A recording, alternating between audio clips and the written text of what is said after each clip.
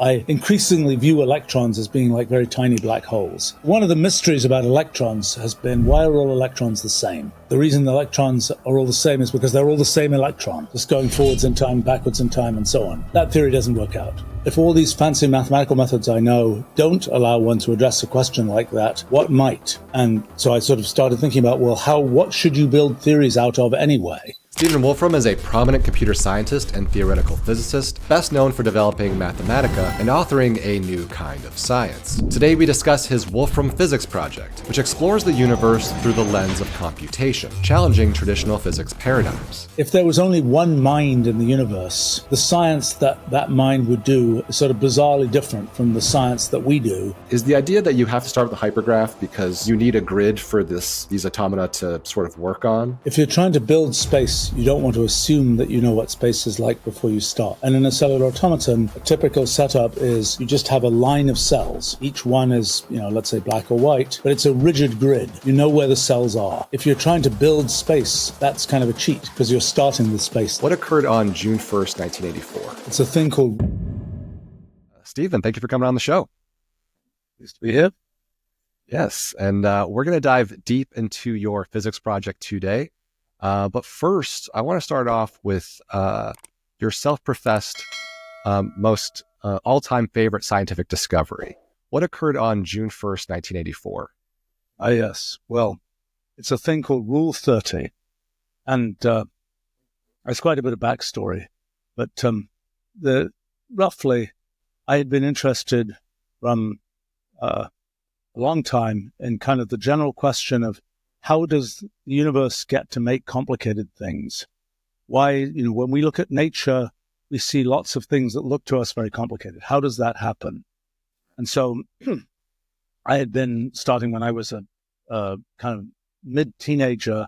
I'd been doing particle physics and things like that, and I knew all kinds of fancy mathematical methods and so on. And I thought this question, this sort of everyday question of how does nature end up having such complicated things in it, should be something that all these fancy methods I knew would be able to just crush. It didn't work out that way. So back in 1981 or so, I started trying to figure out, so if all these fancy mathematical methods I know don't allow one to address a question like that, what might? And so I sort of started thinking about, well, what should you build theories out of anyway? And I had at that time just finished my first big computer system, and so I kind of had understood a certain amount about kind of the idea of computation, so to speak. And that led me to think, well, let's use programs, which we can think of as implementing sort of arbitrary abstract rules. Let's use those programs as the basis for making models of things. So then the question was, well, what do simple programs, for example, typically do? And that's something that there wasn't an area of science that dealt with that kind of thing. So I started doing computer experiments, trying to explore kind of what do very simple programs do when you run them. The results were really surprising to me. Actually, it took me a while to kind of get into really understanding the phenomenon, because I just didn't believe the phenomenon. The phenomenon was so surprising to me that I didn't sort of grok it for a couple of years, actually. What happens, what I was interested in is you start with a very simple program. You can specify it in, one line or something, or you can just draw some picture that indicates the rule you're going to use. Then you run it and you see what happens. Okay, so I had June 1st, 1984 happened to be the time when I just got a fancy new laser printer that allowed me to print out the kinds of patterns that you can get from running these simple rules. And there was one that I'd kind of been, vaguely interested in, but didn't really think it would be that interesting. But I made this printout, a high resolution, of this particular rule, starting from just one black dot at the top, and then producing this kind of triangular picture of what the consequences of that rule are. And they're really complicated. And you look at it, and it's like a very intuition-breaking kind of thing, because it's kind of like you might think, if I want to make something complicated, I have to go to lots of effort. I have to kind of put lots of complexity into my setup to make something complex. But the surprising thing that I discovered that day, it was sort of built up from a while of previous kind of discoveries, was no, that isn't the case. In the computational universe, there's something very different that happens. Even a very simple rule can produce very complicated behavior. And I kind of started to think that's kind of the secret that nature uses to make the kind of complexity we see in the world. So that was the, it's kind of remarkable how many times I end up coming back to that one sort of pivotal discovery. I mean, it's kind of like if you're in the astronomy business and you notice the moons of Jupiter, then you suddenly realize, well, gosh, that probably means that, gravity works the same for things orbiting Jupiter as it works for things orbiting the sun. And, the original observation is a kind of a narrow pivot, but what it leads to is something very broad and very, to me, that's kind of the thing that has led to kind of the view of science that I've ended up adopting for the last 45 years or so. Amazing. That's incredible. And thank you for sharing. I first discovered your work from your first interviews with Lex Fridman about 5 years ago or so. That's when I first actually came across your work, even though I'd been interested in cellular automata for a while. And you two, I think, really connected over cellular automata. And something Lex said that was interesting to me was that he saw this amazing beauty there, that, as you just professed, simple rules can lead to this emergent complexity. And I guess it's interesting from an intellectual perspective, and we'll dive into that. You just used the term intuition breaking. And can you bring us back maybe to that time or even today? How do you feel? How does it hit you? Does it strike a chord within you when you see these cellular automata or like Rule 30? Like, does it hit you somewhere deep? Well, yeah, one thing that's kind of interesting, I've been studying, simple programs and what they do for, more than 4 decades now. And the thing that's amazing is they always do amazing things. And, even within the last week, things I've been studying, I've sort of thought it's going to work this way. But actually, it turns out it doesn't. When you do the experiment, you discover that this little system, just made up from a bunch of bits, does something that you never expected. It's outsmarting you, so to speak. I think the line that I often use is, the computational animals are always smarter than we are. It's really a remarkable thing. It's kind of a thing that is very, it's both exciting and humbling in terms of the way one does the science, because it's humbling as in, I'm just not going to be able to figure out what's going to happen, but exciting in that you keep on seeing things you didn't expect. You keep on seeing, over the next ridge, there's some amazing thing to see that you never thought was there. Interesting. And I want to turn to it'd be great if you could bridge actually your work in cellular automata and a new kind of science, and how you got from that work to the Wolfram Physics Project today, which is hypergraph focused. So could you help myself and the audience about how you made that connection? Well, let's see. I mean, so, I mentioned I started studying kind of simple programs and what they do back in the early 80s. Then by the late 80s, I was mid to late 80s. I was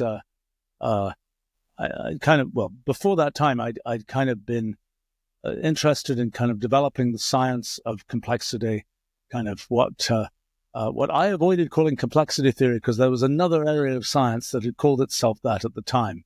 So I was, in deference to computational complexity theory, I usually talked about complex systems research rather than complexity theory. But I think the complexity theory, which was actually my original name for this, kind of eventually won out.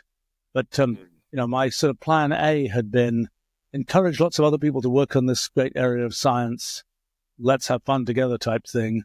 Plan B ended up being, let's not wait for everybody else to do this stuff. Let me build the best tools I can for myself and the best environment and just do it myself, so to speak. And so back, I built Mathematica and what's now Wolfram language that gets used by lots and lots of people to do lots of kinds of computational things in the world, and lots of exciting discoveries and so on have been made with it over the course of decades now. I egotistically view myself as user number one, so to speak, and my reason for building all of this is in large part so I can use it myself, and that's what I started to do at the beginning of the 1990s, just sort of exploring the computational universe of programs and their implications, and that led. I thought I would discover just a little bit of stuff. I ended up discovering a decade's worth of stuff. And so that led in 2002 to my big book, New Kind of Science, which was sort of an exploration of kind of where do we go if we start to base our science on programs rather than mathematical equations. There have been kind of 300 years of progress made with science based on equations. What happens if you base science on programs instead? And one thing that's been very kind of remarkable to see is in the years since that time, there's been this sort of quiet transition from people making models of nature using equations to people making models of nature using programs. So after 300 years of kind of the dominance of equations, we've seen a transition rather rapidly, actually, to a sort of science that is of the kind of science that I was developing in that book. And I think there are many kinds of intuitions and foundational ideas associated with that new kind of science that are different from the foundational ideas that come up in mathematical science. Ideas like the phenomenon of computational irreducibility. You can't know what's going to happen in the computational process except by running it step by step and seeing what happens and so on. But I had worked on fundamental physics and particle physics and so on when I was a kid, and I knew that field pretty well. I actually didn't see how to connect kind of the simple programs that I was studying for these sort of foundational complexity reasons. I didn't see how to connect those to fundamental physics for a long time.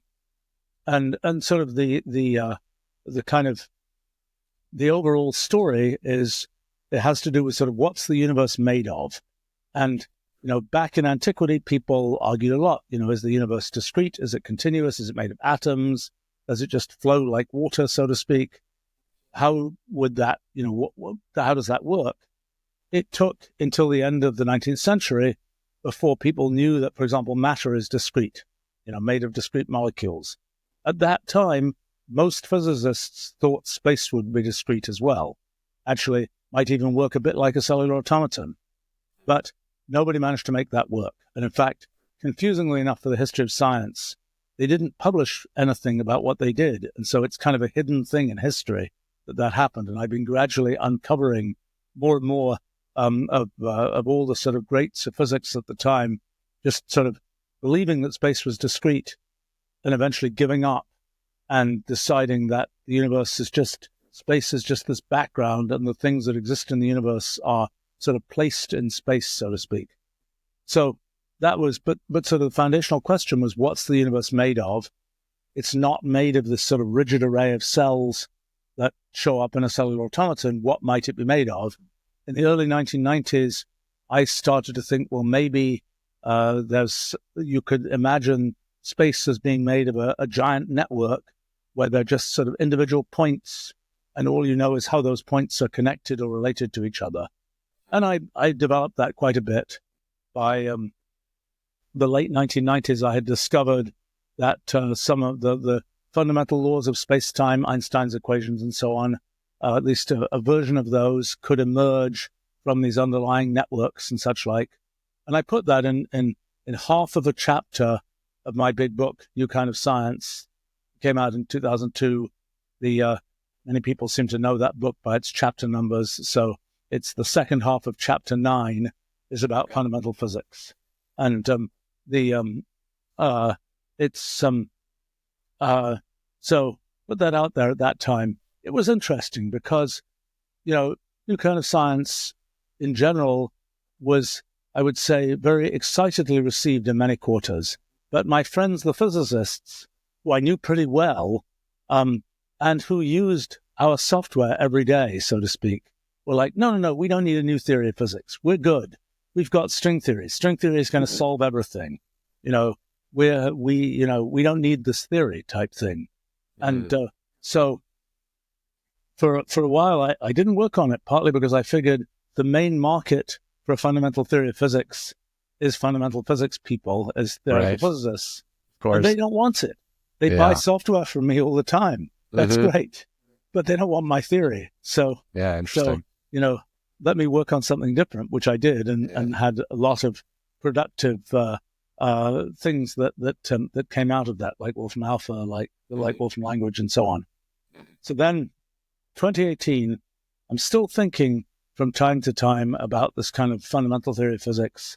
I'm getting older. I'm trying to work out, am I ever going to get around to doing this? And I made a bit of a technical, a mild technical breakthrough that had to do with thinking about hypergraphs and so on. And I'm talking to a couple of young physicists who would come to the summer school that we organize every year. And they're like, you have to work on this. This is your, you have a responsibility to do this for sort of the future of science and physics and so on. So I'm like, okay, great. If you guys will work on it too, we'll do this. And so in the fall of 2019, started working on this sort of direction for trying to find fundamental theory of physics. And it went incredibly well. Things that I thought might take 50 years, we just figured out. And very satisfying, very kind of remarkable experience. I mean, I think with a couple of guys who are working with me, it's like, you will never see this again. Savor this, because it will never happen this way again. Sure. This is easier than I've ever seen it be, and it won't happen that way again. So, in what was it, March of 2020 or something, we were kind of ready to tell people about this, and then a pandemic happened, and so we were sort of started talking about this stuff. It was kind of nice to see that the live streams we were doing, kind of, making progress on the project, were things that were lots of people seemed to find those interesting as a pastime during a pandemic, and that I think helped spread awareness of what we're doing. Although it has to be said that these are fairly deep ideas, and at some level I've made great effort to explain these things as kind of non-technically as possible, but in the end, this is grounded in a whole bunch of abstract theoretical ideas and physics and so on, and one runs into that from time to time. Sure. But so what's happened with the physics project is, in some ways, the thing that's amazing is that from a kind of a set of clear and simple ideas, so much emerges. And in fact, the thing that I'm particularly excited about now is that it seems that the laws of physics as we have them are not just things that happen to be the way they are, but are things that have to be the way they are for observers like us. There is no choice about the laws of physics that we perceive. And that's sort of one of the things that's really excited me recently. I would say that the challenge of the physics project is the technical detail. It's, we have to rebuild sort of all of geometry, all of calculus, and so on, to adapt to this in this world where we don't have space as just this background kind of thing, but space has this underlying structure made from this hypergraph of lots of discrete atoms of space and so on. And it's so there's a lot of depth of mathematics that has to be done beyond that when it comes to understanding sort of. So there are lots of experimental scientists who bug me all the time saying, just tell us what to do with our telescope, what to do with our particle accelerator. We want to look for this stuff. And the problem is to work out what exactly should you look for. And that requires kind of a sort of a depth of analysis from the sort of underlying machine code of the universe to what you actually get to observe. And that's something that I would say the conceptual parts of the physics project have gone much more quickly than I expected. The kind of working out all of those details, it needs kind of an army, and the army is I think I have to lead the army in more detail than I would have hoped I would have to lead the army. And actually, I'm in the next few months, I'm hoping to make a more serious assault on a bunch of the ways of analyzing kind of what the experimental implications of the project are, and where, what experiment you could do that would show the discreteness of space or dimension fluctuations or some of the other phenomena that the model talks about. Cool. Well, that was great. Thank you for that summary and the review of how you got to today.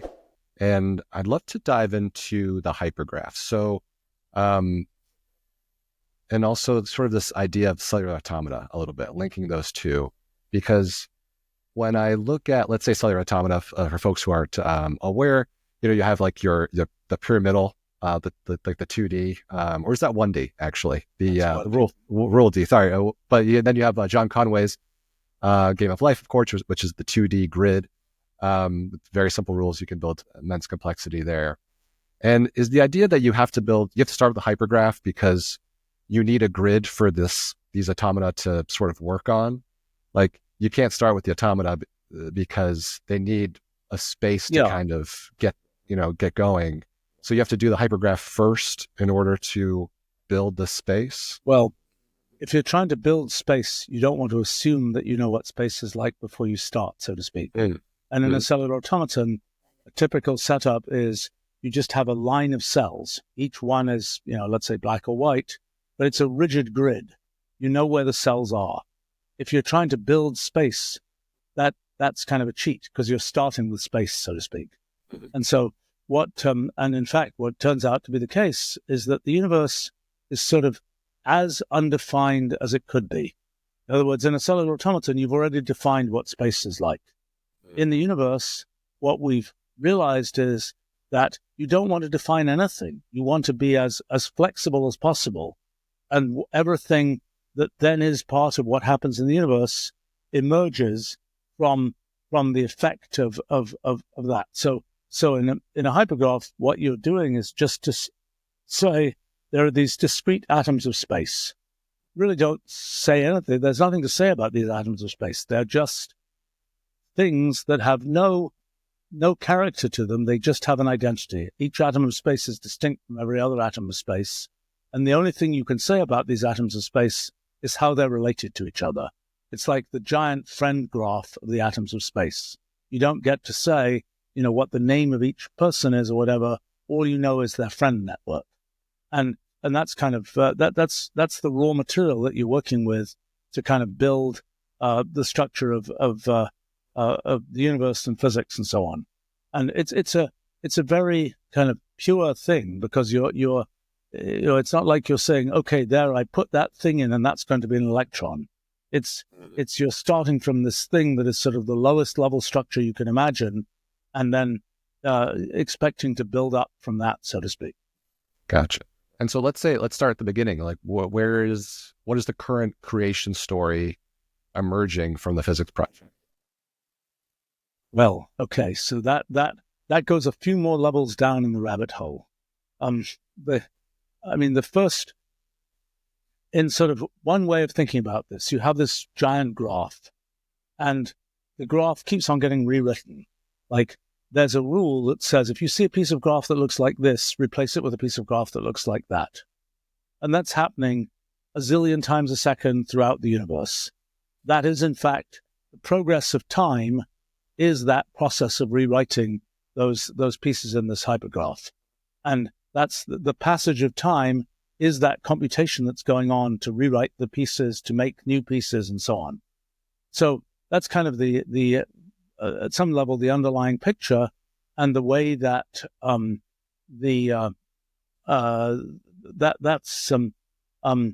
now. So in a sense, all that there is in the universe is space, but space has structure, and the things that we're familiar with, like electrons and photons or whatever else, those are features of the structure of space. A little bit like if you have a fluid like water, you can have a little eddy in the water, and that eddy is still made of the same molecules that every other part of the water is made of. It's just that those molecules are arranging themselves in such a way that you have something that you can identify as this little eddy moving along. And it's the same kind of thing, we think, with how particles like electrons and so on work. Actually, they're very similar to black holes. I increasingly view electrons as being like very tiny black holes, but that's a different story. But to this question about what sort of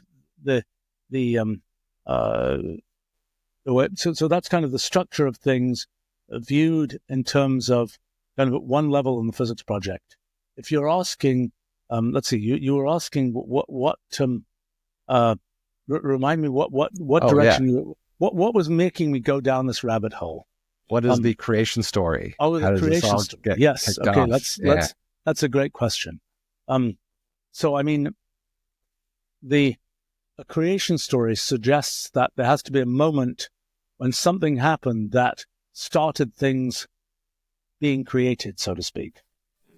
It is worth realizing that if we imagine something, let's say in abstract mathematics, like 2 + 2 = 4, once we've defined the notion of numbers and addition and things like this, there's nothing to create there. That's just an abstract thing that is. There's no kind of moment of creation where you make the two, so to speak. It's just an abstract thing that is. So now let's talk about physics. And okay, so the next kind of level of things is this. We think about sort of this hypergraph, and it's got these rules, and it's being updated and so on. One of the things that for me was very confusing for a while was, let's say we find a rule, and that rule reproduces our universe. We hold it up and we say, this is the rule for our universe. Mm-hmm. Well, that seems like a remarkable thing that one will be able to do. And it seems like one would then be asking, well, why this rule and not another rule? And it would be very confusing. And I realized after a while that the right answer to this story is, in effect, one's running all possible rules. It's, in effect, what's happening is that one is running these different rules. They all define different branches of history. They branch, they merge. That process leads to quantum mechanics, as it turns out. But more importantly, there are all these different possible rules, and they make this object that is this kind of entangled limit of all these possible computational processes. We call it the Ruliad, and it's the entangled limit of all possible computations. Okay, why is that relevant to the creation story? It's relevant because that object, the Ruliad, is like the number 2, an inevitable object. It's not something where you have to say, I'm going to create this object. I might have created something different. I have no choice. The Ruliad is this unique object that is the entangled limit of all possible computations. So there is no question about the existence of the Ruliad. The Ruliad necessarily exists. It is merely a consequence of the definition of terms. So the Ruliad just is. Now the question is, well, is anybody home looking at the Ruliad, so to speak? Are there observers of the Ruliad? Those observers must themselves be part of the Ruliad. But the question is there, does it happen to be the case that there is an observer observing the Ruliad and having a conversation about it, so to speak? That's something where we internally perceive ourselves to be such observers, but it is not necessarily the case that such an observer would exist. You could say it could be necessarily the case, and I think it is, that within the Ruliad, certain kinds of structures must form which correspond to things that are like us, where we could have that internal perception of being an observer, so to speak. But I think that this question of what was the moment, what created the Ruliad? Nothing created the Ruliad any more than something created the number 2. It's a thing that necessarily exists. Now the question is, what for example, there is a beginning of time in the Ruliad. When the rules first get applied, that is the beginning of time. But to say, was there something before the beginning of time, doesn't really make any sense, because it's just this thing that is the effect of all of these computations. It's just you start running the computation and then you have it. if you hadn't run the computation yet, you wouldn't have been producing this thing. So there isn't really a notion of what is the spark that starts the universe. It's that the universe is, the Ruliad is a necessary object. And then the question is, well, you can have a scientific discussion about what leads there to be observers in that universe who have the kinds of perceptions that we have. And I think the big result of the last few years has been that you can say, well, what does an observer within the Ruliad observe about the Ruliad? And you might say, well, we've no idea because the Ruliad has all possible things going on. It's very complicated. But it turns out that if you make only very light assumptions about the nature of the observer, there are necessary consequences for what that observer must observe. And so, in particular, if we assume that the observer has a finite mind, the observer is not able to do unbounded computation, that's one assumption. The other assumption is that the observer believes they're persistent in time. Even though they might be made of different atoms of space at different moments of time, they believe that they are experiencing the world in a single thread of experience. And they believe that they are doing that sort of persistently through time. It turns out those two assumptions alone, together with the kind of theoretical structure of the Ruliad, imply the main laws of 20th century physics, which to me is a very remarkable, I didn't see it coming at all, kind of philosophical feature. The three big laws of 20th century physics, they're all a bit different. One is general relativity, the theory of space-time. Another is quantum mechanics. And the third one is statistical mechanics. And the second law of thermodynamics, the law of entropy increase. Actually, the easiest one to understand in this context is the second law of thermodynamics, which is something that originated, in the early 1800s and then more seriously in the mid-1800s. And kind of it's the statement that if you just take a bunch of molecules, you stick them in a box, and you start them off in a very organized arrangement, then most of the time they'll tend to randomize their arrangement. And that's what we'll perceive. And that people thought, even from the 1860s and so on, that the second law should be derivable from the laws of mechanics. Knowing how the molecules bounce off each other, you should be able to derive that when you have lots of molecules, they'll tend to progress to this more and more random configuration. Nobody succeeded in doing that. They got close, but they didn't really quite succeed.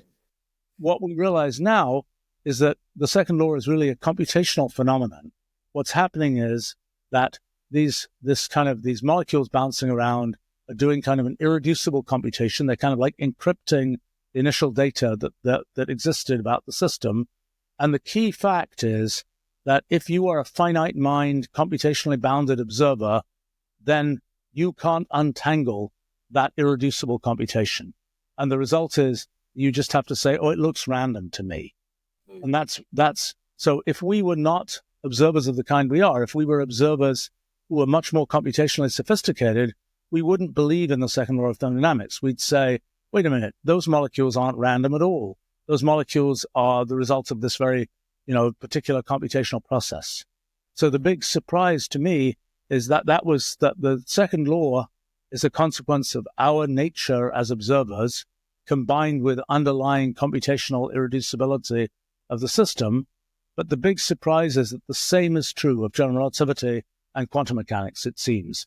Both of those laws, and therefore all three major laws of 20th century physics, are things that, given the Ruliad, given the necessary Ruliad, and given some small assumptions about us as observers, then necessarily we end up with the laws of physics that we currently have, and that to me is a very surprising. I mean, I really, if you had asked me even a few years ago, are the laws of physics somehow inevitable?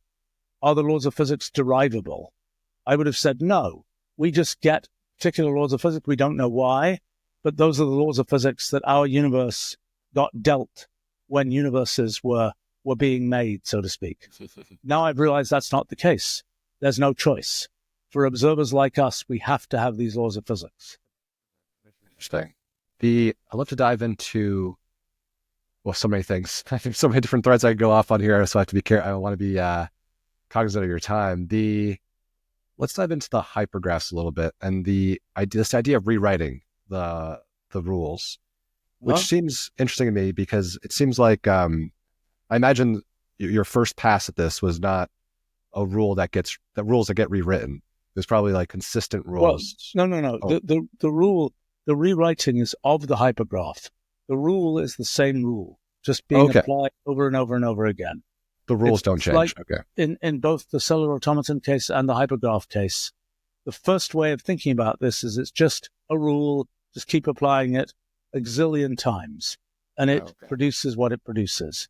The idea that and then the ideas about many different possible rules being run in parallel, so to speak.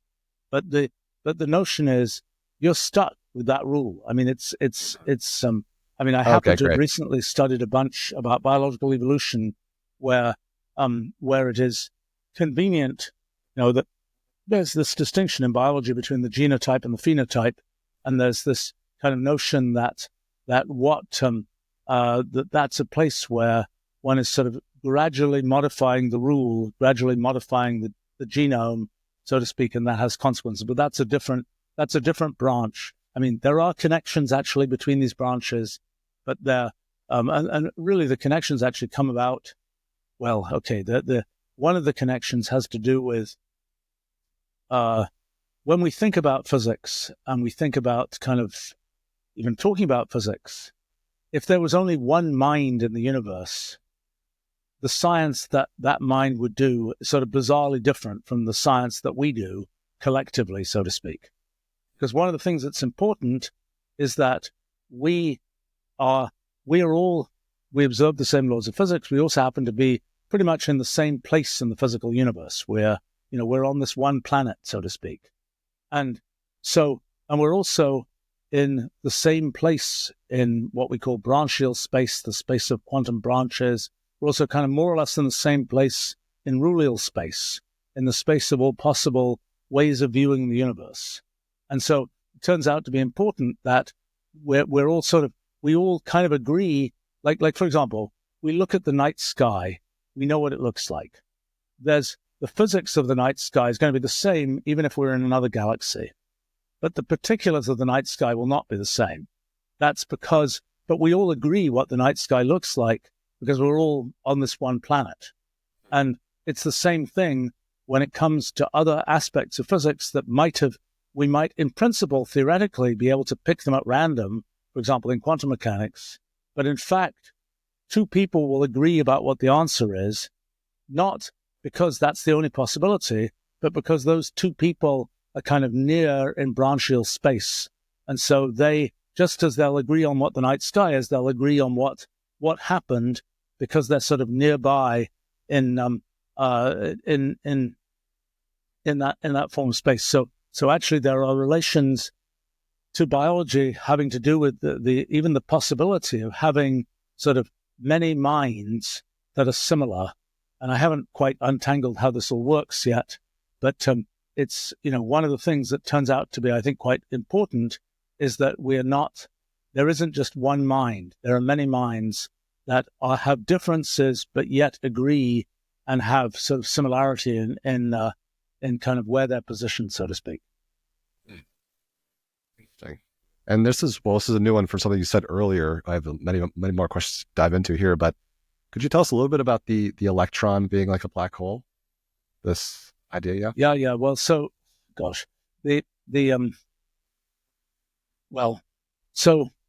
black holes are, in traditional view of space-time, they're just places where something funky has happened in space-time. And all you see in a black hole is the event horizon, the kind of outer coating of the black hole. Everything that happens inside is hidden from you on the outside. In finite time, you don't get to see what happens inside the event horizon.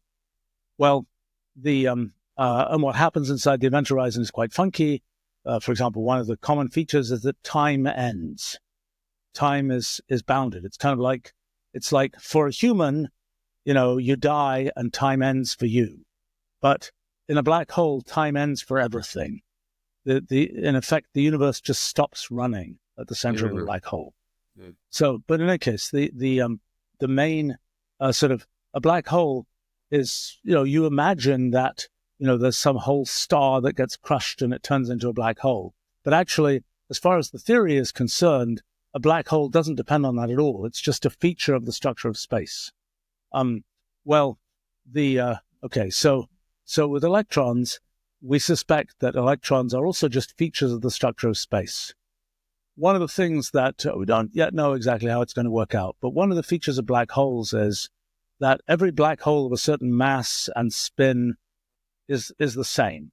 It's not, you can't tell that civilization that was crushed in the star that made the black hole, it had lots of different features, but none of those are visible to the exterior of the black hole. The black hole looks like this sort of perfect sphere that has no features other than its overall mass and spin, effectively. So one of the mysteries about electrons has been, why are all electrons the same? It's not obvious why all electrons would be the same. And that's been one theory that a physicist I knew quite well named Dick Feynman had long ago, was that the reason the electrons are all the same is because they're all the same electron, just going forwards in time, backwards in time, and so on. That theory doesn't work out. Not quite, at least. Cool idea, though. Yes, it is a cool idea. But so sort of plan B for that idea, so to speak, is if electrons are like black holes, then inside an electron can be all kinds of stuff. But to the exterior of the electron, it appears the same. And that's I think, more what's likely to be going on. Now, actually, just very recently, last few weeks, I've made a whole bunch of progress in understanding how quantum field theory works, and actually in understanding the sort of what's underneath these things called Feynman diagrams, which are sort of the thing that Dick Feynman invented back in the 1940s, with kind of understanding how to do quantum field theory calculations. And turns out, well, I don't know, the details are not yet in on this, but it looks as if there's sort of an underlying layer to that we can understand through our model of physics that will give us a lot more information about what electrons really are and how to think about that. But in sort of a first approximation, that's the picture is electrons, like black holes, are just features of the structure of space. And they have this little extra feature that they all look the same, because that's a consequence of how things look outside these kinds of structures in space. Gotcha. Yeah, I'm so glad you brought up Richard Feynman, because it's a quote of his, what I cannot build, I do not understand. And that's one of the reasons why I believe you said that. Hopefully I got the right quote. But that's why I respect your approach so much, is because unlike other theories of everything, you're actually trying to build the thing. You're going through the computational steps to see, hey, is this possible to actually build this universe? And it's actually one of the reasons why I made a video this past summer ranking my top 10 favorite theories of everything. And the Wolfram Physics Project came in at number 2 on the list. What was number 1? I'm now very curious. Number 1 was loop quantum gravity, which is, I think, a pretty good one. Well, if you want to comment, not a good bet. Well, please share. No, I mean, one thing that's very interesting about what's happened with our model is that it is a very low-level machine code. And I had thought it's, gladiatorial, like a ranking. Like, it might be this theory, it might be that theory, and so on. That's not how it's going to be. I think what's basically loop quantum gravity, spin networks, even string theory, that's a little bit more tenuous. But all these different theories turn out to plug into our theory. We are a low-level machine code. These theories are all kind of things that are various kinds of limits of our theory. So there's an analogy about what's happening. Back in the 1920s and 1930s, people had all kinds of different models for computation. There were combinators, there was lambda calculus, there were register machines, there were general recursive functions, all these different things. And people might have said, I'm going to rank these. It's like combinators are the best. Lambda calculus is number 2. Okay, then Turing machines came out in 1936, And Turing machines were the first kind of concrete model of computation that actually let people understand what this idea of computation was. And then the thing that happened was, turned out all these models of computation were equivalent. They could all be encoded as Turing machines. They could all be encoded in terms of each other. That's what's going to happen with these theories of physics. I mean, we are kind of the Turing machine analog of sort of the low-level machine code that allows one to understand the machinery of what's going on. But the mathematical physics that's been done in something like electron gravity, that wouldn't be my absolute favorite just because I think its mathematical structure isn't, I don't know, it's a question of what's the waypoint from the very low-level machine code that we have to the existing theories of 20th century physics. So another thing to remember is 20th century physics has been very successful. It's, we know a lot from general relativity, from quantum field theory and so on. Many of these prongs of mathematical physics that go beyond that have not really been so successful. They've had things, they haven't been able to get to the Einstein equations. They haven't been able to explain why certain particles exist, whatever else. That was their hope, but they didn't manage to get there. So the question for me is, we have this low-level machine code that really seems to be it, so to speak. The question is, how do we get from that to the stuff we know, we have a really large amount of evidence about in 20th century physics? And do we go through string theory? Do we go through spin networks? Do we go through causal set theory or something? Some of these are probably more useful to go through than others, even if some of them, are still limits of our model in the same way that, you can build from a Turing machine, you can build combinators, you can build these other things. Whether those other things are a good way to let one sort of understand what's going on, that's a different matter. Now, perhaps I am prejudiced because our physics project is sort of optimized for me to understand it. And although I find it hard to understand. But let me make a general comment about that. The question is, what is science trying to do? We have the natural world. It does what it does. We have things that we can understand in our minds.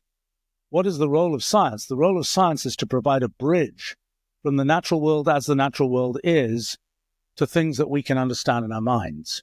So in a sense, if you say, well, we got this great bridge we're building, but it doesn't actually attach to one end, which is our minds, then that bridge is not so useful. So in a sense, what we're trying to do with any of these kinds of theoretical approaches, we're trying to make that bridge from some underlying structure of the universe to things that we understand in our minds. And, so it is important, for example, when we talk about hypergraphs, we can reformulate the things that we say about hypergraphs in terms of things like higher category theory. Is it useful to do that? Not clear, because it is easier, for me at least, it's easier to understand the sort of mechanical details of hypergraphs and hypergraph rewriting as opposed to the more kind of theoretical, for me at least, more, harder to wrap my brain around concepts of higher category theory or the infinity groupoid or something like this. So it's worth remembering, what is the objective of science? It's not, it has to be our goal is to understand the universe, which means in science, which means to make this bridge from what really is in nature to what we can stuff into our finite minds, so to speak. But I think it, as I say, I had assumed that it's kind of a us versus them story of theories of physics. I actually think that essentially none of the prevalent, well-developed mathematical physics theories is wrong. They're all correct. It's a question of what is the one that allows you to get the most mileage, and it really helps in what we're doing that we have this kind of constructive computational way to make progress. That rather than just having to sit and think about things, we can run a simulation and see what comes out. And one of the things that sort of reflects back to the Rule 30 story is a lot of the time what comes out is something you didn't expect. And, one of the things, Dick Feynman used to have a criterion about models. He said, first you build the model, and then you compare it with experiment and so on. And if when you compare it with experiment, you keep on having to put little patches into the model, then after a while, after you've had a few patches, it's kind of like, it's bad news for the model. Right. Well, the thing that's been interesting to me in the 5 years since we brought out Physics Project, not a single patch. There's nothing where we say, oops, the world works this way, we better add this patch. Nothing like that. Now, getting from the underlying model to what we actually observe in the world, that's a challenging story. But it's not as if we are, it's not as if we're saying, we're trying to reverse engineer from what we see in the world. Let's back that into what's in the model. That isn't what's happened at all, which is, at this point, I am quite certain that this model is what's going on. Now, how we get to what we can say from it is a challenging thing. And it's worth remembering, the interplay between theory and experiment in science is complicated. You might say there's a very kind of idealized version of science that says, you set up your theory, you make predictions, you test the predictions. If the predictions are wrong, you abandon the theory. That's a traditional view of science. That view is not supported by the reality of what happens on the ground, because experiments are hard and theory is hard. Famously, general relativity, Einstein's big theory of gravity, 1915, it almost got tested in 1916. There was a total solar eclipse visible from Crimea in 1916, and this team of Americans was off going to observe the bending of light around the sun. Well, Einstein had computed that effect. He actually had computed it wrong. That team was turned away because World War I, the US had just entered World War I, and the folks in Crimea were not about to let a bunch of Americans with weird equipment show up and do things there. Sure. So the experiment wasn't done at that time. It was redone in 1919, at which point Einstein had redone the calculation, got a different result. That experiment probably wasn't done correctly. That experiment was probably done in a very hopeful way, so to speak. And the experiment said, oh, yeah, we agree. But the actual story is more complicated. And it is a very typical thing. I remember when I was working on particle physics, when I was a kid, I had made some prediction from QCD about a particular effect in particle physics.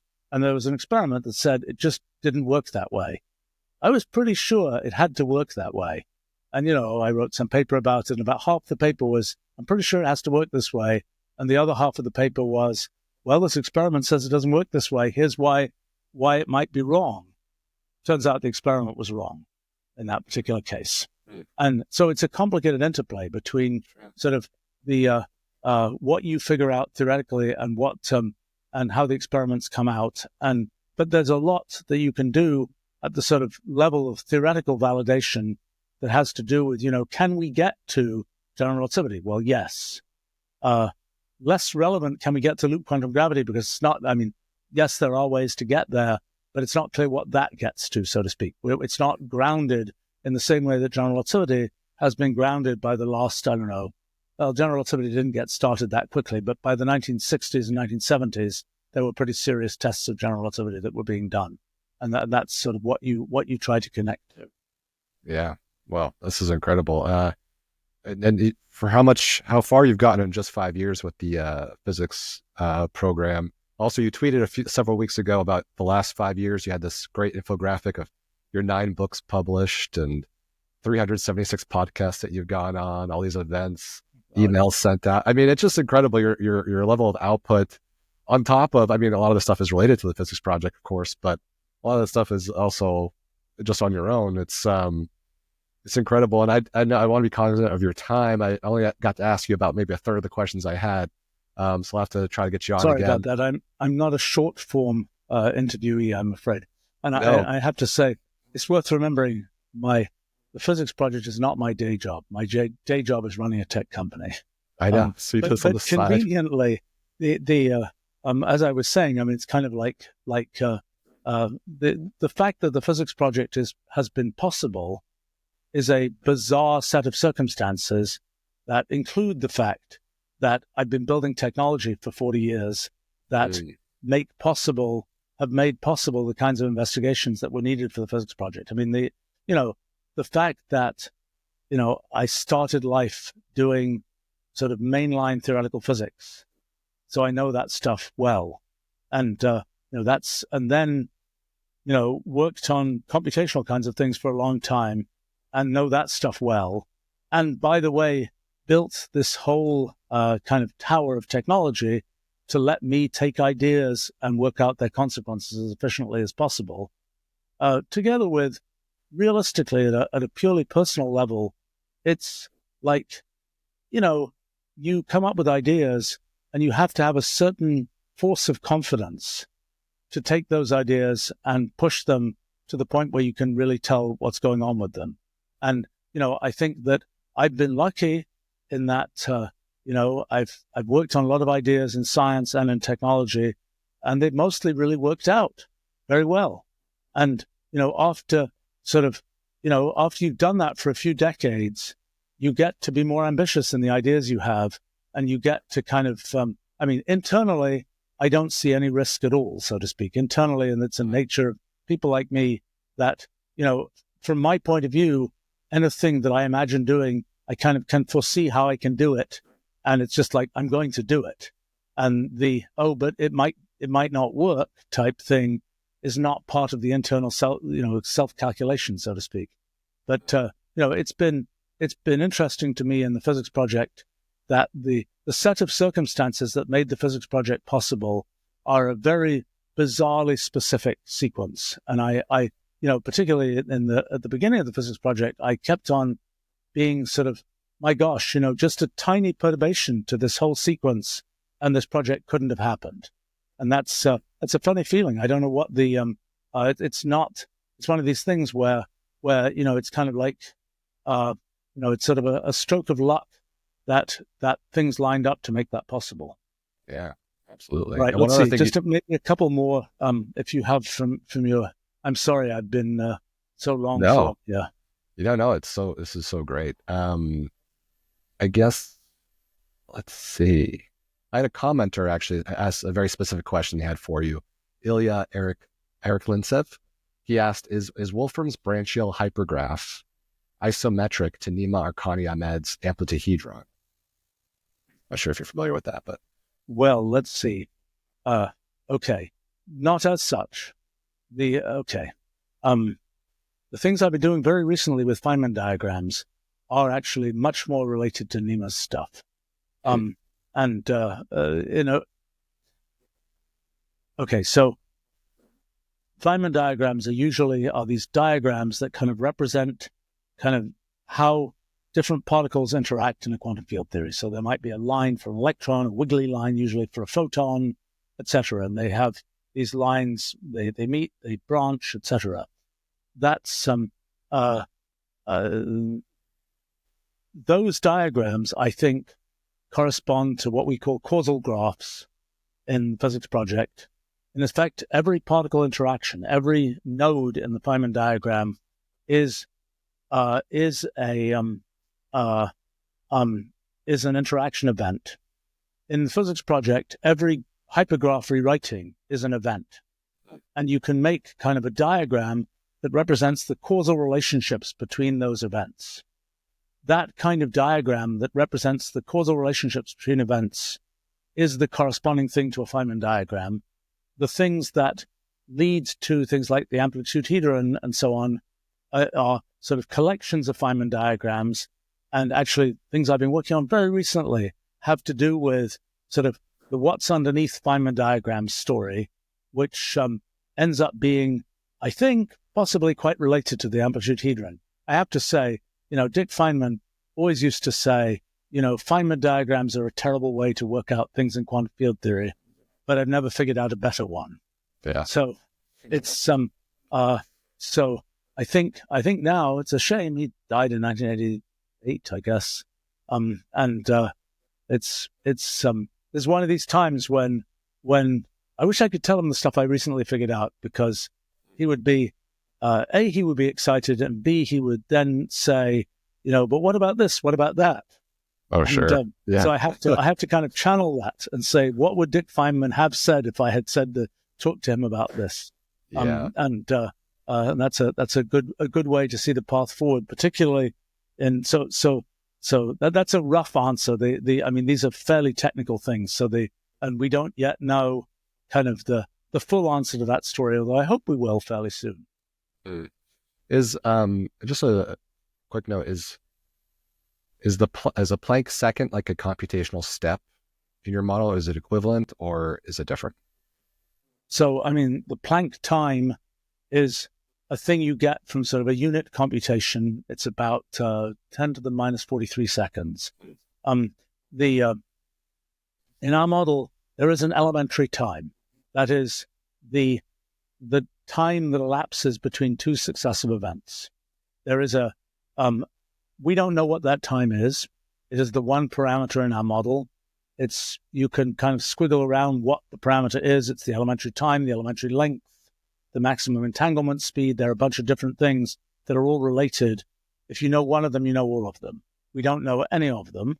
I have a very rough calculation that says that the elementary time might be on the order of 10 to the minus 100 seconds. It's pretty clear that the elementary time is quite small compared to the Planck time. The Planck length and the Planck time are quite small, but the Planck energy, in the usual way of setting things up, is really quite big. The Planck energy is kind of the energy of a throwing baseball type thing, which is bizarrely large, and it's bizarrely large because it's not really being calculated, I think, in quite the right way. And in our model, the elementary energy is again very small. So we suspect that the elementary time is really small compared to the Planck time. And that, one of the things about a model, one of the sort of intuitional things you have to get over is the universe is just doing oodles of computation. And with these multi-way graphs that are kind of looking at all these different possible paths of history, the universe is just spewing out immense amounts of computation. And for me, as sort of, you kind of think, oh, computation is this valuable thing. The universe can't just be a profligate waster of computation, but I think it is. And we are only getting to sense a tiny part of all the computation that's going on. Just like if we're looking at a fluid or something and we see, that drop of water that forms, think of all the molecules that had to go into, and do their thing and bounce off each other and so on to form that one drop of water. And it's the same kind of thing in our sensing of the universe underneath is doing just immense amounts of computation. I mean, there's computation at the level of the individual elementary time. There's computation at the level of all the different threads of history that are being explored. So it's kind of more like the if you asked how many atoms of space are there? Well, maybe 10 to the 400. How many? That's in one slice of the Ruliad. If you ask how big is the Ruliad altogether, as we might have seen it to this point in the history of the universe, I don't know the answer. Maybe 10 to the 400, kind of what we call atoms of existence, or EAMs. The atoms of existence are kind of the ultimate things which in space are interpreted as atoms of space, but they're sort of a more fundamental construct. Gotcha. Okay. And the last question, I swear, I did some research and I found out that you were the scientific consultant for a film in 2016 that I loved called Arrival. And I haven't heard you talk about it on, maybe you've been asked about it on other podcasts, but I never heard you talk about the experience. Can you tell us what was it like working on that film? Yeah, well, somehow, because we're in the business of making all sorts of, making the tools that people use for a fair fraction of kind of the world's leading edge science visualization and so on, we get contacted pretty regularly with people who are, I'm making this movie. I need a screen that's going to show something or other. And much of the time, Hollywood is a very high noise part of the world, so to speak. And so much of the time, it's kind of like, whatever. Let us know when you're actually making the movie type thing. Right. In the case of Arrival, it wasn't called Arrival actually. It was called Story of Your Life. That was its working title. And we got this, this thing saying, hey, we need these visuals for this thing. And it was, I guess it was like, well, send us the script and so on. So look at the script. It wasn't clear what the script was going to turn into. It could have been a horror movie. It could have been a comedy. Oh. It was very unclear, at least to me. Maybe if I was a more experienced reader of movie scripts, it would have been more obvious what it would turn into. But we were like, okay, fine, we'll do some things. Actually, one of my kids was who was a very good programmer. Was like, okay, I have some time to do this. It was easier to convince him than it was to convince folks at the company to spend time on this. And so we started doing it. And actually, my son Christopher was the main one, sort of in the trenches, making images and so on. And we dropped in at the set. And actually, it was interesting because because with our tools, with Wolfram language and so on, it's easy to make these very interesting visualizations. We were able to do that in real time. And so Christopher was just, okay, you need some picture of where aliens landed on the Earth. Here are a bunch of pictures. And the art director was like, that's great. Let me go pin them up on the set. And it was a very, very short loop, so to speak, there. But in the end, it's a movie about alien first contact, and one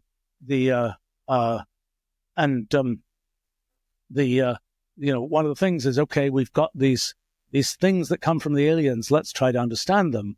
And so Christopher took it as his kind of mission. Okay, if we'd actually got something like that from the aliens, so to speak, what would we actually do? What kind of analysis technique would we actually use? So he wrote a bunch of code that did that. And that code is what's in the movie, so to speak. So the movie is a very unique case of a movie where the code you see in the movie that is shown making these analysis pictures actually made those pictures. Which is kind of a fun thing. And we were, I guess Amy Adams was playing a linguist in that movie. So it was like, let's show you how to click the mouse to actually make this thing happen on the screen, which was cool. Although my one beef with that was after when the movie was in post-production, I get this call saying, we really need a whiteboard that is going to be about sort of what the scientists were figuring out about this alien spacecraft and so on. And I'm like, okay, fine. Tell me the characteristics of this. So he said, well, you got to leave this empty space in the middle of the whiteboard because Amy Adams is in front of that part of the whiteboard and her hair is really frizzy. And you don't want to have to composite, something that on top of this thing. So I wrote this whiteboard, and I kind of came up with this sort of theory of it's sort of an interesting premise, which is you're a physicist, 21st century physicist. You've seen this weird spacecraft that arrives. What are you going to do to figure out how it works? Which is easier than answering the question, how would the spacecraft work? It's how would a physicist imagine a spacecraft might work? And so I spent, an evening writing this whiteboard, and I came up with a kind of an amusing theory about graviton lasers, the analog of lasers for light, or gravitons for gravitational radiation. Yeah, so I make, what I would do to try and figure out how that might work if I believed that this spacecraft was using that kind of technique for its propulsion. I wrote this all out. I think only tiny fragments of the whiteboard, if any, made it into the movie because probably the frizzy hair kind of killed it. Yeah. But I published kind of the version of what was on the whiteboard, and I've been amused that a couple of groups of physicists have taken what was there and have actually done fairly serious analysis of this model that I kind of made up for graviton lasers and things, and for what I don't think it doesn't get you to interstellar travel, but it's kind of an interesting sort of thing to investigate in physics. But then the movie ended up, I couldn't even tell when we were visiting the set. I mean, I couldn't really tell what how the movie would come out. It came out great. I mean, it's a great tribute to Denis Villeneuve, in directing that movie. That there were these pieces, and I worked a bit on the script as well, trying to help sort of science pieces of the script. And a number of times it was like, well, if you want this to fit into the story this way, here's what you have to do. And the writers were just like, let's just take it out. And it's too hard. It's and I think it was really cool to see what came out in the movie.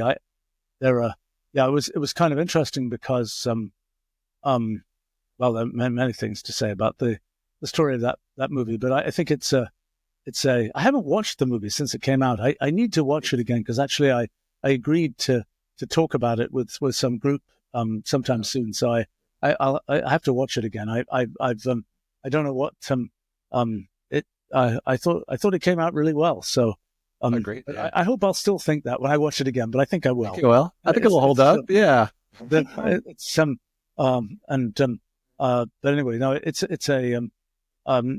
interesting for its portrayal of kind of alien minds, which is something I've been very interested in. It's kind of what would the arrival aliens think of the laws of physics type thing. And I'm not gonna say too much about that because it's a spoiler for people who are going to watch the movie. Yes. But suffice it to say that there's interesting kind of different views of kind of very fundamental aspects of physics that come from that that view of things. I have to say, in the images that were sort of representation of alien communication, I think Christopher was at some event just after the movie came out, actually, and somebody was asking him, what did you learn from analyzing these things? He said, the number one thing I learned is that they were made in Photoshop. That's great. Wow. But it's a movie, so it's a movie. Yeah. You're allowed to do that. The actual aliens don't get to do that. But no, I think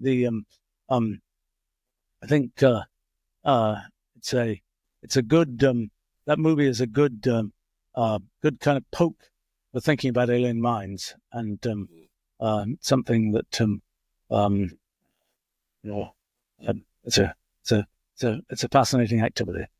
Agreed. Yeah. Anyway, thank you. Well, thank you for sharing that anecdote. I really appreciate that. That's great to hear. And I love the film too myself. And how proud you must have been as a dad too to see your son working on that. That's really, really cool.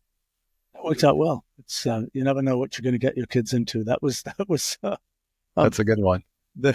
Right.